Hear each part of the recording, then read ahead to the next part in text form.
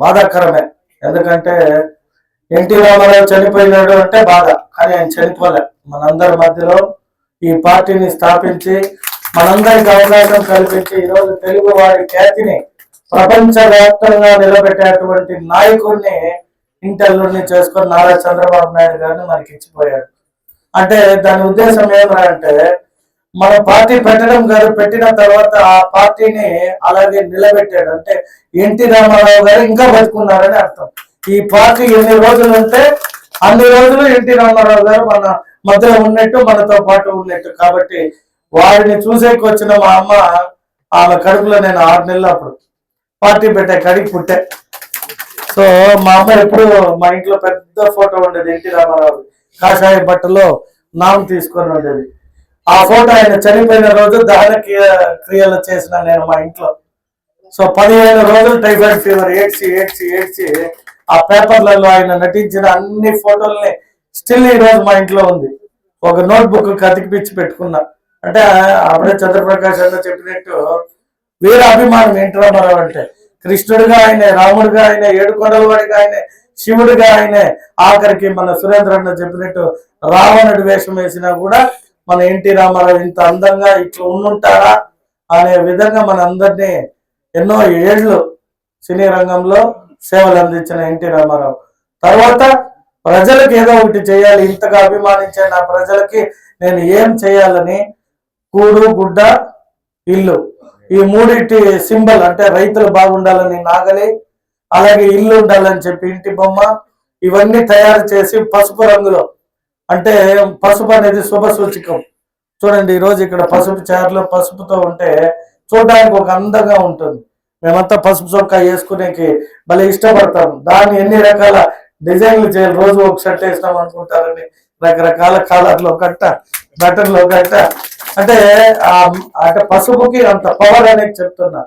So ఇవన్నీ కూడా NT Ramarao గారికి మన నారా చంద్రబాబు నాయుడు గారు మన పార్టీ ఏమి ఇస్తుంది అంటే రేపు నీరుకొండ దగ్గర 1750 కోట్లతో ఆయనని ఒక స్టాచ్యూ నిర్మిస్తున్నారు. అదిదా మనం మన నాయకుడికి పోయే ఘనత. కాబట్టి ఒక రోజన్నా పోతే అక్కడ ఆయన చరిత్ర ఉంటుంది. మంచిగా డిజైన్ చేశారు. ఎక్కడ మన గుజరాత్ లో పటేల్ స్టాచ్యూ ఎట్లో, అలాగే విజయవాడలో అంబేద్కర్ స్టాచ్యూ ఎట్లో, అట్లా మన అందరికీ ఆరాధ దైవమైన ఎన్టీ రామారావు నటించిన సినిమాలు కానీ అక్కడే ఒక థియేటర్ ఉంటుంది. మనం కావాలనుకున్న మూవీని టికెట్ల రూపంలో తీసుకుంటే 25 మందికి ఒక స్క్రీన్ ఉండే విధంగా కూడా ఏర్పాటు చేస్తున్నారు. కాబట్టి మీ అందరి తరపున మన యువ నాయకుడు ముఖ్యమంత్రి గారికి ప్రత్యేక ధన్యవాదాలు ఆ స్టాచ్యూని నిర్మిస్తున్నందుకు. అలాగే అందరూ చెప్పారు ఎన్టీ రామారావు గురించి గొప్పలు, కాబట్టి నేనేం చెప్పాల్సిన అవసరం లే. మనమందరూ కూడా ఒక సైనికుల్లాగా ఆయన పెట్టిన పార్టీలో నడిపిస్తున్న నారా చంద్రబాబు నాయుడు వెనక ఆయన మనవడైన నారా లోకేష్ గారు యువ నాయకుడు. ఆయన చూడండి, నారా లోకేష్ గారు పుట్టేటప్పటికి తాతగారు ముఖ్యమంత్రి, ఆయనకి ఊహొచ్చేటప్పటికి తండ్రి ముఖ్యమంత్రి, ఆయనకే ఊహొచ్చేటప్పటికి ముఖ్యమంత్రి స్థాయికి వచ్చాడు. అంటే ఆ కుటుంబంలో ఎక్కడ కూడా అహంకారం కానీ లేదా అధికార దర్పం కానీ ఏం లేదు. ఎంతో సింపుల్ గా పోయిన ప్రతి ఒక్కరిని అన్న ఎలా ఉండవు, బాగున్నావా, కొడుకు ఎట్టున్నాడు, తల్లిదండ్రులు ఎట్టుండారని ఎంతో ఆప్యాయంగా పలకరిస్తాడు. అవన్నీ చూసే మేము కూడా ఆయన బాటలో నడవాలని, నేను కూడా ఎమ్మెల్యే కావాలని మా నాన్నగారు కోరిక అని చెప్పి నేను పోయి అడిగితే నాకు అవకాశం కల్పిస్తే మీరందరూ ఈరోజు నన్ను గెలిపించి ఈ విధమైన ఒక అవకాశాన్ని పొందేకి చిత్తూరు తెలుగుదేశం పార్టీ నాయకులు, కార్యకర్తలు, ప్రజలు అవకాశం ఇచ్చారు. కాబట్టి నాకు అవకాశం ఉన్నంత వరకు మీకు సేవ చేసుకుంటూ వారిద్దరు ఎవరైతే నారా చంద్రబాబు నాయుడు గారు, ఎన్టీ రామారావు గారు ఈ పార్టీకి ఎంత నిజాయితీతో కష్టపడినారు అంతే నిజాయితీగా కార్యకర్తల్ని కాపాడుకుంటూ ఈ పార్టీకి ఎప్పుడు అండదండగా ఉంటానని తెలియజేసుకుంటూ సెలవు తీసుకుంటున్నాను. Thank you. మహిళలకు ఆస్తి హక్కు కానీ రాజకీయ ఇది కానీ 33% కల్పించిన గొప్ప నాయకుడు మన అన్న నందమూరి తారక రామారావు గారు. అలాగే ప్రభుత్వ ఉద్యోగులకు కూడా నిన్న సంక్రాంతి అప్పుడు ఒక గొప్ప పని చేశారు మన ముఖ్యమంత్రి గారు. 2018-19లో డిఏ బకాయిలో మొత్తం సీఎం గారు 2,50,000 మందికి సిపిఎస్ రిలీజ్ చేయడం, పెన్షన్ రిలీజ్ చేయడం అన్ని జరిగింది. కాబట్టి ముఖ్యమంత్రి గారు ఎప్పుడు ఏదో ఒకటి డబ్బు లేకపోయినా కూడా ఆయన చెప్పిన మాటల కంటే కూడా ఎక్కువ చేయడానికి ఆరాటపడుతూ కష్టపడుతుంటాడు. అదే మాలో కూడా స్ఫూర్తి. కాబట్టి మేము కూడా పొద్దున్న లేసి చిత్తూరుకి ఏం చేయాలి, ఏం చేస్తే బాగుంటుందనే ఆలోచనకి వారిద్దరే మార్గదర్శకులు. కాబట్టి వారిని సందర్భంగా మరొకసారి ఎన్టీ రామారావు గారిని తలుచుకొని సెలవు తీసుకుంటున్నాను. Thank you. మీడియా మిత్రులకి, మా గౌరవనీయులైన మా ఎమ్మెల్యే గారికి, మా ప్రకాశ్ అన్న గారికి, మా చూడా గారికి, ఈ రోజు వర్ధంతి రోజున సీఎం రిలీఫ్ ఫండ్ గురించి చెప్పాలంటే, మనకిచ్చిన మన ఎన్టీఆర్ గురించి చెప్తాను. ఎన్టీఆర్ ముఖ్యమంత్రి అయిన తర్వాత పేదలంటే చాలా అభిమానం అంట. పేదోళ్ళ దగ్గర మాట్లాడాలంటే ఆయన చేతితో కూర్చొని వాళ్ళని నిలబెట్టి మాట్లాడే అదంతా ఆయనకు నచ్చిందంట. వాళ్ళ ప్రత్యేకంగా పిలిపించి వాళ్ళ ఇంటి ముందర గాలిలో కూర్చొని పెట్టి ఎన్టీఆర్ కూడా వాళ్ళతో పాటు సమానంగా కూర్చోవారంట. వాళ్ళతో పాటు టీ కూడా తాగేవారంట. నేను కూడా విన్నాను. కాబట్టి చాలా ఆయన కలర్ అయితే బంగారు కలరు. నేను ఒకేసారి చూశాను. మా మిద్దు పైన పోయారు. చాలా మాకు కూడా అభిమానం ఎక్కువ. అంతా పంచ కట్టుకొని జిబ్బా వేసుకొని అంత అందంగా ఉండేవారు. అట్లా ఆయనకు ఏ ఆర్టిస్ట్ ఇస్తా కూడా దేవుడు అదంతా బాగుండేది. ఇటువంటి పార్టీలో పెట్టి మన ముఖ్యమంత్రి గౌరవనీయులు మన ముఖ్యమంత్రి చేతులు అప్పగించారు. మన ముఖ్యమంత్రి గారు ఇంతవరకు కొనసాగిస్తున్నారు. అదే కాకుండా మన చిత్తూరికి కూడా ఎన్నుకున్న మన ముద్దు బిడ్డ గురిజాల జగన్మోహన్ గారి గారు మీరు గట్టిగా చప్పట్లు పట్టాలి. ఎందుకు చెప్తున్నానంటే పుట్టినరోజే అన్ని చెప్పాలి, కానీ మాకు అవకాశం లేదు. అందరూ మాట్లాడాలి కదా. సీఎం రిలీఫ్ ఫండ్ గురించి చెప్పాలంటే ముఖ్యంగా మనకి వచ్చినారు, ఇద్దరు ముగ్గురికి చేసినాము వదిలేస్తాము ఇదేంటి అని లేకుండా ఎప్పుడు గెలిచారో అప్పటి నుంచి ఇంతవరకు ఇస్తానే ఉంటున్నారు. ఏ నాయకుడు ఇస్తాడు? నాకు తెలిసి నుంచి ఒక 10 మందికి ఇచ్చింది కూడా గతంలో కష్టమే. ఇప్పుడు మన చంద్రబాబు నాయుడు గారు ఇదంతా గుర్తించి మన ఎన్టీఆర్ పార్టీని మనము ముందుకు కొనసాగించాలని పేదలను ఆదుకొని సీఎం రిలీఫ్ ఫండ్ ఇంతవరకు కొనసాగిస్తున్నారు. ఇది ముఖ్యంగా చేయాలంటే ఎవరు చేయాలి? మన చంద్రబాబు సార్ చెప్తారు. అక్కడ ఇది చేయాలంటే మన ఎమ్మెల్యే గారే చేయాలి. ఇది అందరూ మనం గుర్తు పెట్టుకోవాలి. పేదలను ఆదుకునే, పేదలతో కలిసి మాట్లాడేది, సంతోషము, ఆయన దగ్గర సమాధానము అన్ని ఉంది. కాబట్టే ఆ పుట్టినరోజు రోజున కూడా అందరు తల్లిని కూడా తరలి వచ్చాడు. ఎంత సంతోషము. చిన్న బిడ్డ కూడా ఏడుస్తుంది, నేను చెయ్యివ్వాలి ఎమ్మెల్యే గారికి అని. మేమే పిలిచి జీప్ పైన ఎక్కిపించినాము. చూడు ఎంత అభిమానము. నాయకుడు అంటే ఇటువంటి నాయకుడు మాకు వచ్చినందుకు చాలా సంతోషపడుతున్నాను. ప్రతి ఒక్క మహిళలు ఆడదానంటే ఎక్కడెక్కడ ఎట్లా ఉండాలని మాకు కూడా తెలుసును. కానీ మేయర్ మసికి కూడా వదిలేసి డ్యాన్స్ చేసేసినాం. ఎందువల్ల? మా ఎమ్మెల్యే గారి వల్ల అభిమానము. ఇది కూడా వదిలేసినాను. నేను ఎక్కడ అట్లా వేసింది లేదు. కానీ మా ఎమ్మెల్యే గారు అంటే అంత ప్రేమ. మా మహిళ వాళ్ళు, మా నాగలక్ష్మి వాళ్ళు, మా ఎమ్మెల్యే పుట్టినరోజు నువ్వు ఒక డ్యాన్స్ అని పెట్టినారు. లేదండి వేస్తామని అందరూ కలిసి వేసినాము. చూడండి ఎంత చాలా ప్రోగ్రాం కూడా మంచి పాటలు, భక్తి పాటలు బాగా నచ్చాయి. ఇంకా కొంచెం ఉంటామా అని కూడా అనిపించింది. బాగుంది, బాగా జరిగింది. అది ఎందువల్ల జరిగింది? ప్రజల దీవెన వల్ల, ఆశీర్వాదం వల్ల జరిగింది. మీ దీవెనలు ఎప్పుడూ ఆ కుటుంబానికి ఉండాలని కోరుకుంటున్నాను. తెలుగుదేశం పార్టీ కుటుంబ సభ్యులందరికీ పేరు పేరున నమస్కారాలు. ఈరోజు అందరికీ కూడా తెలుసు ఎన్టీ రామారావు గారి గురించి. ఒక యుగ పురుషుడు. తెలుగు జాతి గౌరవాన్ని మన దేశంలోనే కాకుండా ప్రపంచ దేశాల్లో ఒక ప్రాంతీయ పార్టీకి ఇంత అభిమానం, ఇంత ఖ్యాతి వచ్చిందంటే అది కేవలం ఆయన స్థాపించింది.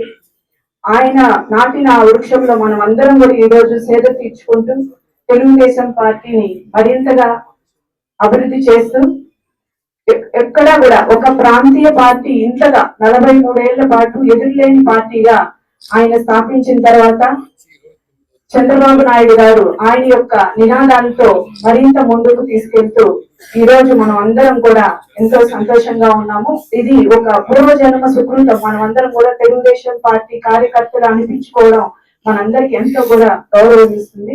ముఖ్యంగా ఆయన మహిళలకి ఏ విధంగా అంటే మహిళలు ఇంట్లోనే ఉండకూడదు, వీళ్ళకు కూడా ఒక చదువుకోవడంలో కానీ అన్నిట్లో కూడా వాళ్ళకి ఒక హక్కు కల్పించాలి అని మొట్టమొదటిగా మహిళా యూనివర్సిటీ పెట్టిన మహానుభావుడు ఆయన స్థాపించిన తర్వాతే మనం మహిళలందరూ కూడా చదువుకునేదానికి కానీ అన్నిట్లో ఆయన ఎన్నో అవకాశాలు కల్పించారు.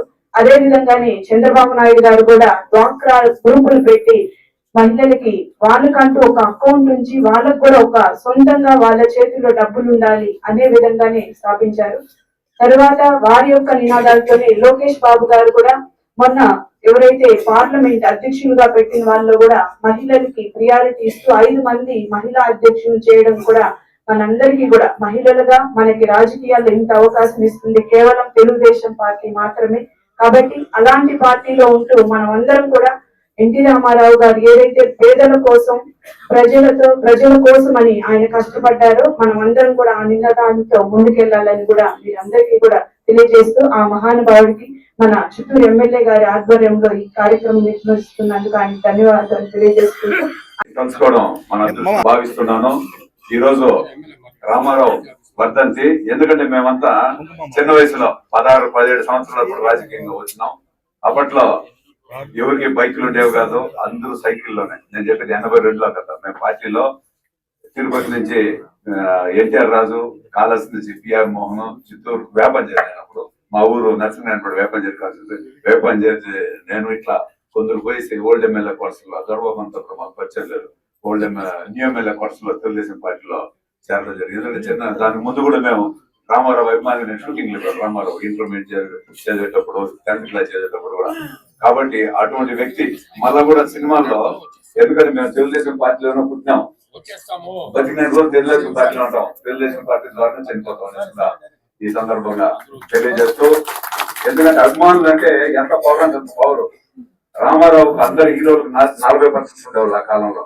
40%. ఒక్క రామారావుకి 60% ఉండేవాళ్ళు అభిమానం. అంత గొప్ప వ్యక్తి. ఎందుకంటే అన్ని రకాలు మీరంతా ఇప్పుడు రామారావు గొప్ప గురించి అందరూ చెప్పినారు. చాలా మాకంతా కూడా ఆ గొప్ప చేస్తాను కళ్ళు చెమరుస్తా ఉంటాయి. ఎందుకంటే మా బ్లడ్ రామారావు అభిమానులు కాబట్టి. అభిమానం అంటే మిగతా చిన్న హీరోల అభిమానులు ఉంటారు కదా, వాళ్ళకి ఎంత ఎనర్జీ ఉంటుందో అప్పుడు అంత ఎనర్జీ ఉండేది. ఒక ధైర్యం అంటే అంత ధైర్యంగా 20-50 మంది సైకిల్ వేసుకునేవాళ్ళు. అప్పుడు 2 రూపాయలు మెంబర్షిప్. మరిగా కంప్యూటర్ లో సాఫ్ట్వేర్ అంతా లేదు. ఊరికి పోయి చీట్లు ఇచ్చేవాళ్ళు. 2 రూపాయలు కలెక్ట్ చేసుకునేసి ఊరికి పోయి సైకిళ్లలో 50 మంది చేరి మెంబర్స్ చేరండి. ఎందుకంటే అప్పుడు పెద్దవాళ్ళంతా ఒక గ్రూప్. ఇక్కడ చంద్రబాబు చూస్తే చిత్తూరులో భయం, ఇంకొకరి చూస్తే ఇంకొక ఊరిలో భయం, పెద్ద నాయని చూస్తే వాళ్ళు ఏం చేస్తారు ఏమనేసి మా నాయన ఎవరు పెద్దవాళ్ళు ఎవరు వచ్చేలా.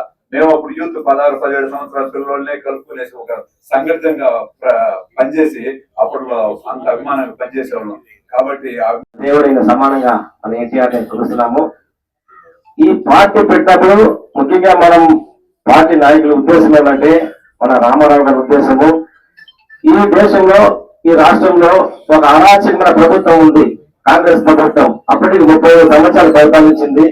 ఎక్కడ బడుగు బలహీన వర్గాలు, పేదలు, దళితులు ఎక్కడ ఓటు హక్కులు వినియోగించుకునే పరిస్థితుల్లో మనం ఎన్టీ రామారావు గారి పార్టీని పెట్టారు. పెట్టిన తర్వాత ఆయన ఉద్దేశం ఒకటే, పేదలు అనే వాళ్ళు ఈ రాష్ట్రంలో ఉండకూడదు, పేదలు కూడా మనం ఆర్థికంగా అన్ని ఆదుకోవాలని ఫస్ట్ టైం 2 రూపాయల బియ్యాన్ని ప్రవేశపెట్టిన వ్యక్తి ఎవరంటే ఈ దేశంలోనే అప్పటికి ఎక్కువ ఎవరు లేదు అక్కడ. అప్పుడు ఆ రోజుల్లో పేదలు కూడా బ్రతకాలి, పేదలు తింటే పోతుంది, అందులో నువ్వు ఏ విధంగా ప్రవేశపెట్టా 2 రూపాయల బియ్యం అని అడిగితే అప్పుడు ఆయన ఒకే మాట చెప్పారు, అయ్యా ఈ దేశంలో ఇండస్ట్రీస్ మిగతా వాళ్ళు పెద్దోళ్ళే కాదు, పేదలు కూడా బ్రతకాలని ఆనాడు 2 రూపాయల బియ్యాన్ని ప్రవేశపెట్టారు.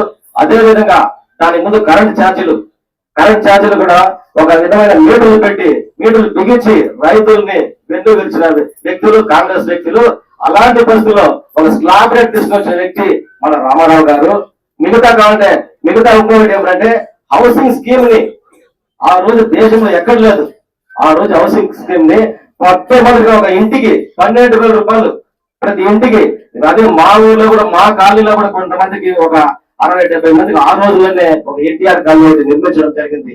ఆ రోజులోనే 12,000 రూపాయలు ఆ రోజు ఇచ్చి ప్రతి ఒక్కరు ఇల్లు కట్టుకోండి, ఈ గుడిసెలు ఉండకూడదు, పేదలు ఉండకూడదు అని చెప్పి ప్రవేశపెట్టిన వ్యక్తి మన ఎన్టీ రామారావు గారు. అదే విధంగా ఫస్ట్ టైం పెన్షన్ ని ఈ రోజు మనము దేశంలోనే లేదు 4,000 రూపాయలు ఇచ్చే రాష్ట్రం ఏదంటే ఒక్క ఆంధ్రప్రదేశ్ మనం రాష్ట్రం మాత్రమే. సో అలాంటి దాంట్లో ఆనాడే మన రామారావు గారు ఈ ప్రతి ఒక్కరికి పేదలకి ఈ రాష్ట్రంలో పేదలందరికీ పెన్షన్ ప్రవేశపెట్టిన వ్యక్తి మన రామారావు గారు. అలాంటి గొప్ప వ్యక్తులు ఈ రోజు ఆయన వర్ధంతి జరుపుకుంటున్నాము. అదేవిధంగా మన నాయకుడు, మన ముఖ్యమంత్రి కూడా ఈ రోజు ఒక అభివృద్ధి పదంలో ఒక అభివృద్ధి విధానంతో మనం పోతున్నాము. అదేవిధంగా మన చిత్తూరుని గత 75 సంవత్సరాల స్వతంత్రం వచ్చిన తర్వాత ఈ రోజు చిత్తూరు అభివృద్ధి చెందుతుందంటే మనకు నిధులు లేదు ఒక పక్క, అయినా కూడా మన ఎమ్మెల్యే గారు దాని మీద స్టెప్ తీసి మా కార్పొరేషన్ నిధులు లేదు. మేము లాస్ట్ ఇయర్ లో కనీసం మాకు నా డివిజన్ లో అదే మిగతా డివిజన్ ఎట్లా కానీ నా డివిజన్ లో 3.5 సంవత్సరాల్లో వాళ్ళు 1 లక్ష రూపాయలు పెట్టుబడి పెట్టాల. 1 లక్ష రూపాయలు కార్పొరేషన్ వాళ్ళు బడ్జెట్ ఇవ్వలేదు. ఈ రోజు మన అధికారం వచ్చిన తర్వాత మన ఎమ్మెల్యే గారి చొరవతో అభివృద్ధితో సుమారు 1 కోటి రూపాయల వరకు నా డివిజన్ లో ఈ రోజు నేను వర్క్ చేస్తున్నానంటే అది మన ఘనత.